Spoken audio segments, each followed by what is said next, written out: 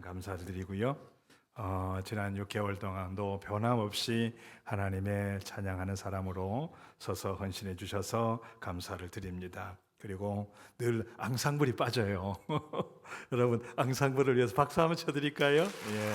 늘 감사드립니다. 지난 6개월 동안 헌신해 주셔서 감사를 드립니다. 우리 한번 좀 인사를 나누었으면 좋겠어요. 지난 6개월 동안 같이 예배 드려 주셔서 감사합니다. 옆 사람과 한번 인사를 드리고 시작할까요?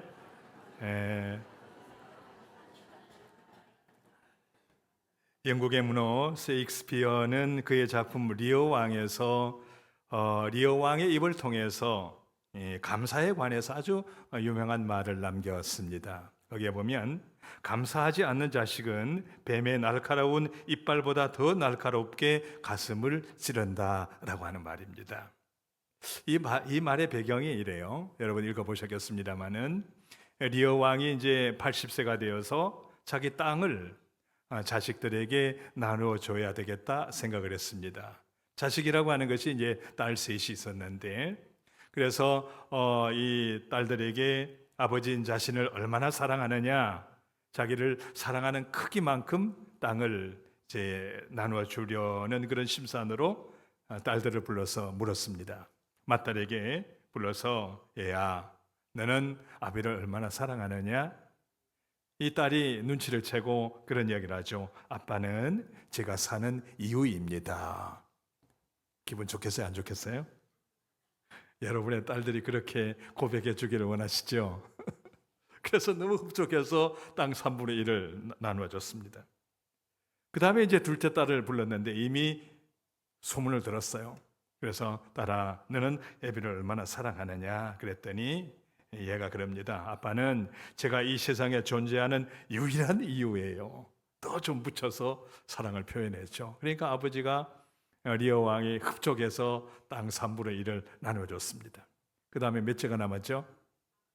셋째가 막내딸이 남았습니다.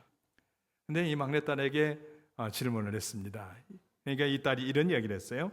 아빠는 정말 사랑합니다. 아빠를 사랑하는 이유이지만 찬적으로 사랑하지 못합니다. 왜냐하면 제 사랑을 원하는 사람들이 많이 있기 때문에 그렇습니다. 그랬어요. 그랬더니 아빠가 기분이 좋았겠어요? 안 좋았겠어요? 썩 마음에 안 들어서 나머지 3분의 1 땅을 두 딸에게, 첫째 딸, 둘째 딸에게 나누어 주었다라고 하는 얘기입니다. 근데 시간이 지나서 이 두 딸들을 이제 방문을 했습니다. 방문을 했는데 과거에 그렇게 사는 유일한 이유다 이렇게 이야기하던 딸들이 박대를 하는 겁니다. 무척 박대를 해요. 그때 한 말이 앞서 말씀드린 감사하지 않는 자식은 뱀의 날카로운 이빨보다 더 날카롭게 가슴을 찌른다 하는 얘기입니다. 여러 가지 많은 의미를 시사하는 그런 내용의 이야기죠. 성경을 살펴보면 하나님께서도 그토록 은혜를 베풀어 주셨지만 배은망덕한 그런 모습들을 많이 이제 맞닥뜨리게 되죠. 특히 이스라엘 백성들이 그랬습니다. 여러분 출애굽기 14장에 보면 이스라엘 백성들이 절체절명의 상황에 맞닥뜨리게 됐죠. 뒤에는 애굽 군인이 따라오죠. 앞에는 홍해라고 하는 바다가 막혀 있었습니다. 그때 하나님께서 이스라엘 백성들을 건널 수 있도록 바다를 가르시잖아요. 엄청난 기적이죠. 그래서 이스라엘 백성들이 건넜을 때 그 다음에 바닷길을 막으셔서 따라오던 애굽 군인들을 몰살시킵니다.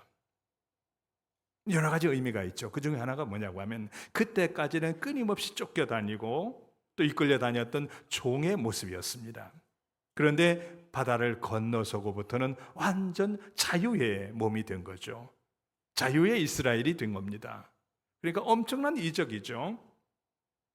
그런데 그 엄청난 하나님의 은혜를 받은 사람들이 어떤 모습으로 서느냐고 하면 바로 뒷장 출애굽기 15장에 가보면 이 사람들이 이제 계속 가나안 땅을 위해서 향해서 걸어가다가 마라라고 하는 곳에 도착하지 않습니까?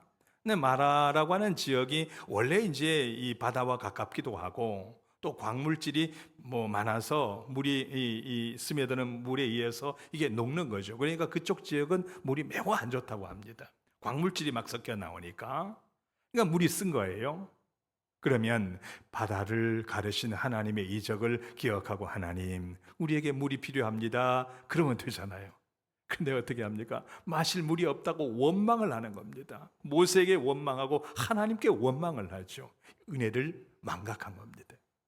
다행히 하나님께서 그 물을 달게 해주셔서 이스라엘 백성들이 이제 목을 축이게 되죠. 그 다음 장 16장에 가보면 이제 마라를 지나서 신광야라고 하는 곳으로 들어서게 됩니다.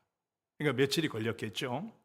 걸렸는데 거기서도 원망을 합니다. 무슨 원망을 하느냐고 하면 우리가 애굽에 있을 때는 고기도 먹고 그랬는데 여기 나와서는 고기를 먹지 못한다고. 종살이 하는 사람들이 얼마나 고기를 먹었겠어요. 근데 삶이 힘들다는 거죠. 그래서 또 원망을 쏟아놓습니다. 그래서 하나님께서는 또 은혜를 베푸시죠. 메추라기를 내리게 하셔서 고기를 먹게 해주셨습니다. 끊임없는 은혜입니다. 그러면 적어도 홍해를 가르시고 물을 달게 하시고 또 고기를 먹게 하신 하나님의 은혜를 늘 기억해야 되잖아요. 그런데 얼마 지나지 않아서 르비딤이라고 하는 곳에 도달하게 되는데 출애굽기 17장입니다. 14장, 15장, 16장, 17장 쭉 이어서 계속 이제 이야기를 하시는 것이 이 르비딤에서 물이 나오지 않습니다. 또 그래서 물 나오지 않는 것에 대해서 또 원망을 해요. 하나님께서는 그 늑장을 통해서 계속 은혜를 베푸시고 계속 원망하는 이스라엘 백성들을 그리고 있는 것을 볼 수가 있습니다. 하나님께서는 이 은혜를 모르는 이스라엘 백성 때문에 얼마나 마음이 찢어지셨겠느냐 하는 얘기죠. 인간이 그렇고 하나님 끊임없이 은혜를 베푸시는 분임을 부각시켜 놓는 것을 볼 수가 있습니다. 그런데 이것이 이스라엘 백성들의 문제만이겠느냐 이 말입니다. 설교하는 저의 문제이기도 하고 여러분의 문제이기도 하고 그리스도인의 문제가 아니겠느냐 하는 거죠. 범사에 감사하고 늘 기뻐하고 기도해야 되지만 우리는 범사에 감사하지 못할 때가 참 많지 않습니까? 결국 우리의 문제죠. 여러분, 감사를 회복할 때 거기에 풍성함이 있습니다. 우리는 삶을 풍성하게 누리기를 원하고 살아가고 있습니다. 그렇지만 아무리 많이 가졌다 할지라도 거기에 감사가 없으면 그건 빈약한 삶인 것이죠. 비록 없다 하더라도 내 속에 감사가 넘친다면 그 삶이 풍성한 삶입니다. 그 삶이 복된 삶입니다. 그 삶이 행복을 누리는 삶이죠. 여러분 속에 감사가 많이 있으신지요? 없으신지요? 감사가 넘쳐나시기를 바랍니다. 감사가 많은 인생일수록 풍성한 삶인 것입니다. 그래서 하나님께서 감사를 회복할 것을 바라셨습니다. 은혜를 모르고 그야말로 빈약한 삶을 살아가는 인생들에게 감사를 회복해라.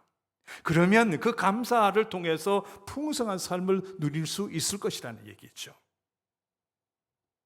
여러분, 1년에 반을 살았습니다. 오늘은 맥주 감사주일. 다시 한번 반년을 바라보면서 감사를 되찾는 그런 주일인데 이 주일로 통하여 다시 한번 감사를 생각하고 잃어버린 감사를 회복하는 그런 여러분 되시기를 주의 이름으로 기원합니다. 어떻게 감사를 회복할 수가 있을까요? 어떻게 감사를 통해서 풍성한 삶을 누려갈 수 있을까요? 오늘 9절 10절을 한번 보시죠. 본문 9절 10절에 보면 7주를 셀지니 곡식의 낫을 대는 첫날부터 7주를 세어 네 하나님 여호와 앞에 7절을 지키되 내 하나님 여호와께서 네게 복을 주신 대로 내 힘을 헤아려 자원하는 예물을 드리고 그랬습니다. 오늘 여기 본문에 보면 낫을 대는 첫날 이라고 이야기하고 있죠. 첫날부터 7주를 세워서 그랬는데 이 낫을 대는 첫날을 우리는 이제 초실절 이렇게 얘기합니다. 보리를 이제 처음 딱 수확하는 날. 그래서 보리단을 들고서 그 수확하는 보리단을 흔들어서 하나님께 바치는 날, 초실절, 요제로 바친다 이렇게 되어 있습니다. 그 바치는 첫날을 계산해서 그 다음에 이제 77절이라 이야기를 하는데 7일을 7번 한 주간 7번 지내서 77이 49, 그 다음날 50일. 그래서 77절이라고 이야기를 하죠. 왜 하필이면 77절이냐 이 말입니다. 우리는 감사라고 하면 어떤 일의 그 마지막 부분에서 감사할 때가 많죠. 일을 다 해놓고 또 그 일을 통해서 나에게 주어진 것을 보면서 감사하고, 또 어떤 일을 완결지어 놨을 때 그동안 도와주신 분에 대해서 그 고마움을 표현하는 것을 이제 감사, 이렇게 이야기합니다. 그런데 오늘 본문의 맥주 감사주의를 보면 추수가 완결되지 않은 상황입니다. 그러니까 초실절에서 49일까지는 보리를 추수하는 기간이에요. 그 다음에 이 77절 50일 이후부터는 또 밀을 추수하는 기간입니다. 그러니까 완결되지 않는 상황에서 맥주절을 지키는 겁니다. 여러분, 이스라엘이 보리를 많이 농사 지을까요? 밀을 많이 농사 지을까요? 뭐 반반이라 그래요. 그러니까 완벽하게 추수를 끝내지 않고 맥주 감사주의를 지키는 겁니다. 뭐냐? 그거는 어떤 이 물건 때문에, 수확물 때문에 감사를 드리는 것이라기보다는 하나님의 마음은 늘 감사가 넘치는 삶을 살아라, 그런 의미가 크다, 이렇게 볼 수가 있습니다. 그러니까 감사는 늘 완결형이 아니라 진행형이어야 된다는 얘기입니다. 처음 보리단을 보면서 감사하고, 또 밀수확을 처음 시작하면서 또 미래를 바라보면서 감사하고, 이것이 감사의 원래적인 의미라는 겁니다. 하나님이 물질이 필요하시겠어요? 하나님 백성들의 마음이 중요한 거죠. 제가 우리 교회에 오기 전에 전임지에서는 사무간사가 있었습니다. 사무간사가 있는데 오래 목회하다 보니까 이 사무간사들이 이제 결혼을 하기도 하고 여러 가지 이유로 인해서 이제 교체가 되는 때가 있죠. 몇 명이 이제 교체되곤 했는데, 이제 교체되게 되면 전임자가 후임자에게 인수인계를 하잖아요. 보통 한 주간 텀을 주어서 인수인계하도록 그렇게 만들었는데, 인수인계를 할 때 제가 가끔 물어요. 금고 열쇠하고 금고 번호 잘 인수인계 했느냐, 그렇게 묻습니다. 언니가 한번 또 그렇게 물었는데 이 간사가 그런 이야기예요. 그거는 제일 마지막 날 하는 거예요, 그래요. 왜 그러느냐고 그랬더니 전임자도 그렇게 했다는 거예요. 그래, 내가 그랬어요. 곳간의 열쇠는 마지막까지 쥐고 있어야 돼, 그런 이야기를 했어요. 여러분, 곳간 열쇠 마지막까지 쥐고 있으시기 바랍니다. 곳간 열쇠도 없어요, 그런 표정인데 어쨌든 간에 마지막까지 쥐고 있어야 되죠. 근데 우리가 마지막까지 진다고 그것이 영원히 질 수 있느냐? 그러지 못하잖아요. 우리가 열심히 일해서 이 물질을 이렇게 벌어들이곤 합니다만은 그거 영원히 모든 걸 다 내가 먹을 수 있느냐? 그러지 못하죠. 자식이 먹고, 처갓집에서 먹고, 시댁에서 먹고, 누가 먹고, 실제로는 자신이 먹는 건 얼마 안 돼요. 그렇지 않던가요? 그래요. 중요한 것은 오늘 본문에서 정말 하나님의 물질이 필요해서가 아니라 그런 과정에서 하나님을 만나라고 하는 거죠. 우리가 가지고 있을 때 그걸 통해서 하나님을 만나고, 또 흘러갈 때도 그것을 통해서 하나님을 만나고, 그런 과정 속에서 하나님을 만나는 것이 중요하다라고 하는 것입니다. 1년의 반을 살아놓고 이 보리 농사가 잘 된 것을 보면서 하나님과 만나고, 수확을 하면서 하나님과 만나고, 또 미를 바라보면서 하나님을 만나는 것, 이게 중요하다는 거죠. 그래서 하나님께서 매년 맥주절을 지키라라고 하는 것은 과정 속에서 하나님을 만나고 하나님과의 관계 속에서 진행하게 될 때에 그 인생은 복된 삶이요, 하나님께서 그 속에 기쁨을 한없이 허락하신다는 거죠. 그렇죠. 우리가 살다 보면 잘 보이지 않을 때가 있어요. 여러분, 숨은 그림 찾기 해보셨잖아요. 쓱 지나갈 때는 잘 안 보여요. 그런데 돌려놓고 옆으로 놓고 실눈을 뜨고 이렇게 바라보면 그 안에 코끼리도 있고 호랑이도 있고 쥐도 있고 다 보이잖아요. 감사가 뭐냐? 결국 내 삶 속에 주어진 하나님의 은혜, 여러 모양으로 주어진 하나님의 은혜를 발견하는 거죠. 하나님의 마음을 읽어내는 거죠. 그럴 때 우리가 하나님의 자녀로서 풍성함을 누릴 수 있다라고 하는 것입니다. 여러분, 감사를 통해서 하나님의 마음, 그 은혜를 읽어내시기 바랍니다. 그래서 그 은혜 속에서 감사할 때 내 삶이 더욱더 풍성해지는 거죠. 그런 여러분 되시기를 주의 이름으로 기원합니다. 뿐만 아니라 오늘 본문 10절을 보면 다시 한번 보시기 바랍니다. 이렇게 되어 있죠. 내 하나님 여호와 앞에 7절을 지켜 내 하나님 여호와께서 내게 복을 주시는 대로 내 힘을 헤아려 장원하는 예물을 드린다라고 하는 게 중요한 겁니다. 우리가 여기 오늘 본문에 보면 지킨다는 말이 있고 드린다는 말이 이제 나오는데 이 드림이 중요한 겁니다. 여러분, 우리가 이제 감사, 오늘 맥주 감사 주일인데 맥주 감사라고 하는 이제 단어를 생각해 봐야 하는데 실제로 감사의 원래 우리 말은 고마움입니다. 고마움. 이 감사라고 하는 것은 이 한자에서 나온 말이죠. 고마움이죠. 근데 이 고마움이라고 하는 단어를 보면 상당히 정적인 의미가 있습니다. 내가 상대방에 대한 고마운 마음을 가지고 있는 것, 이걸 고마움이죠. 고마움은 내 마음속에 있는 것이지 내 마음속에 나와서 실행에 옮겨지는 그런 의미의 단어가 아닙니다. 내가 이 감사는 한문풀이로 이 느낄 감자, 살해할 사자. 내가 고마움을 느끼는데 그것을 삶으로 표현해내는 것. 이게 감사의 의미입니다. 성경은 고마움에서 머물러 있지 말고 감사, 표현해내라. 그런 이야기입니다. 히브리어로 보면 이 감사라고 하는 말이 야다라고 하는 말인데 이 야다라고 하는 말은 이제 쓰임에 따라서 상당히 표현이 달라집니다. 찬양하다라고 하는 그런 의미가 있고 고백하다 그런 의미가 있습니다. 그러니까 구약 성경에서 말하는 감사는 노래로 표현해내는 것이고 또 예물로 드려져야 하는 것이고 실제로 머물러 있는 것이 아니라 삶으로 나타나야 하는 것을 의미하는 것입니다. 그러니까 감사는 결과적으로 뭐냐? 표현되어지는 것이어야 한다라고 하는 거죠. 우리가 진정한 사랑은 표현되어질 때 그것을 진정한 사랑이라고 그러지 않습니까? 예수님의 사랑이 어떤 사랑입니까? 죽음으로 표현되어진 사랑입니다. 그래서 그 사랑이야말로 참사랑 이렇게 이야기를 하지 않습니까?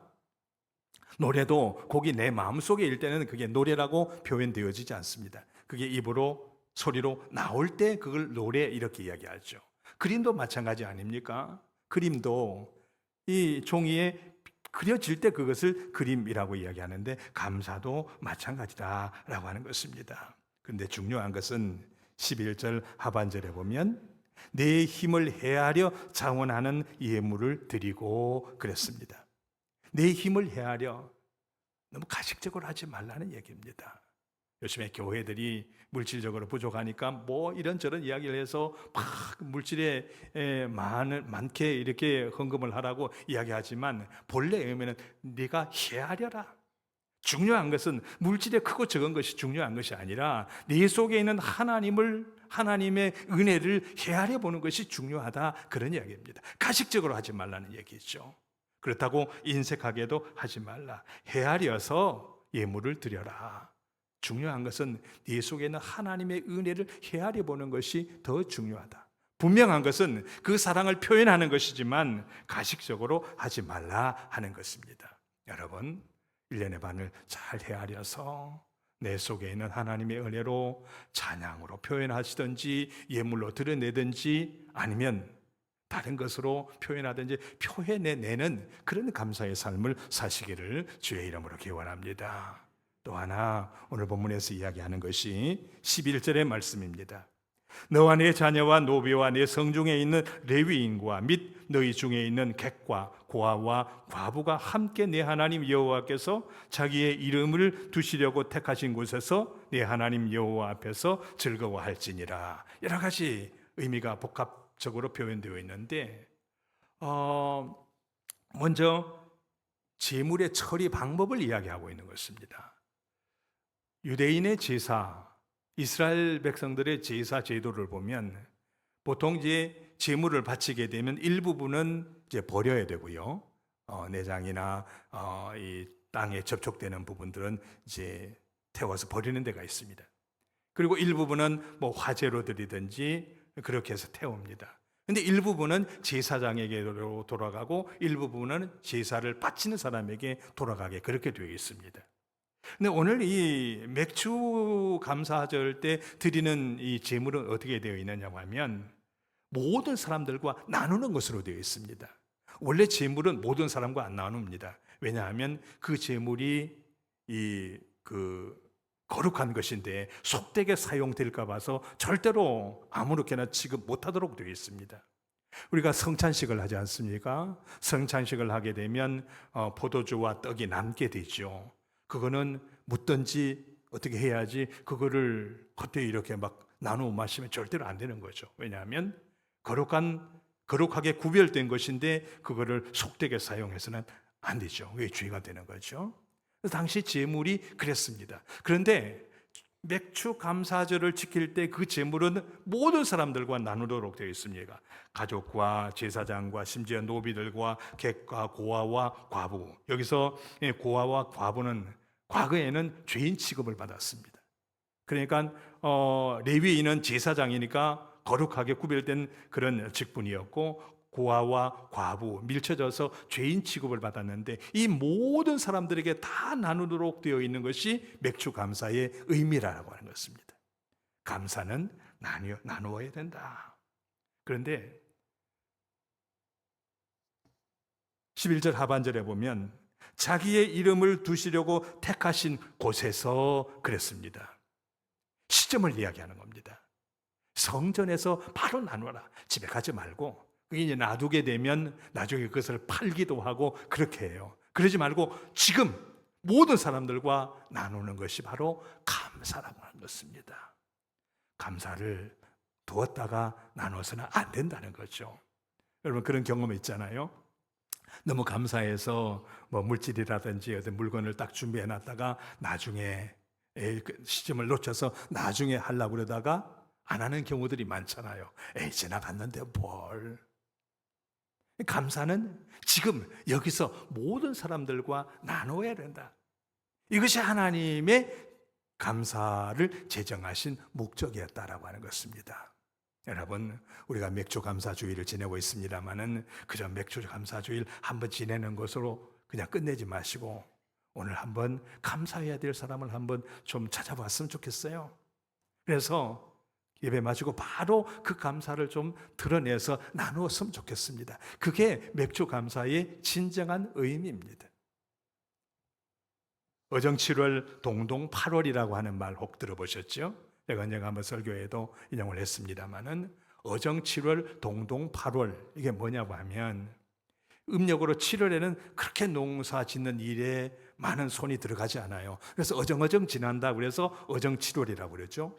근데 음력 8월이 되면 김도 매야 되고 뭐 할 일이 무척 많아집니다. 그래서 동동 8월, 어정 7월 동동 8월이라고 하는 말이 나왔는데 요즘은 그렇지도 않죠. 비닐하우스 뭐 이런 것들을 해가지고 동동 365일이죠. 회사 생활도 마찬가지 아니에요. 날마다 동동거립니다. 뭐가 그렇게 바쁜지. 그래서 365일 동동되느라고 우리 속에 있는 감사를 잊어버리고 제대로 찾지 못할 때가 많아요. 여러분, 1년의 중간에 맥주 감사절을 이렇게 정하신 것은 바로 동동되면서 사는 우리로 하여금 그 감사를 회복하고 감사를 나누라고 하시는 하나님의 크신 뜻이 있으신 것입니다. 감사를 회복하시기 바랍니다. 감사를 찾으시기 바랍니다. 그래서 동동되는 여러분의 삶이 아니라 늘 하나님 은혜 안에서 감사하고 기뻐하고 감동이 넘치는 풍성한 삶 되시기를 주의 이름으로 축원합니다. 기도하시겠습니다. 은혜로우신 하나님, 1년의 반을 살아왔고 또 남은 반을 생각하며 이렇게 하나님께 맥주 감사절로 지키고 있습니다. 하나님께서 우리에게 베풀어 주신 그 은혜가, 구속의 은혜가 너무나 큼에도 불구하고 그것을 제대로 깨닫지 못하고 그저 동동대며 살아가는 우리들에게 감사를 회복하라고 이렇게 절기를 주신 줄로 믿습니다. 그 감사를 회복하게 하여 주시옵소서. 감사를 나누게 하여 주시옵소서. 표현의 내므로 우리 자신을 지키고 하나님의 은혜를 지키고 많은 사람들의 관계를 지켜서 풍성한 삶 누리기에 부족함이 없는 우리 모두 되게 하여 주옵기를 원하오며 예수님의 이름으로 기도드리옵나이다. 아멘.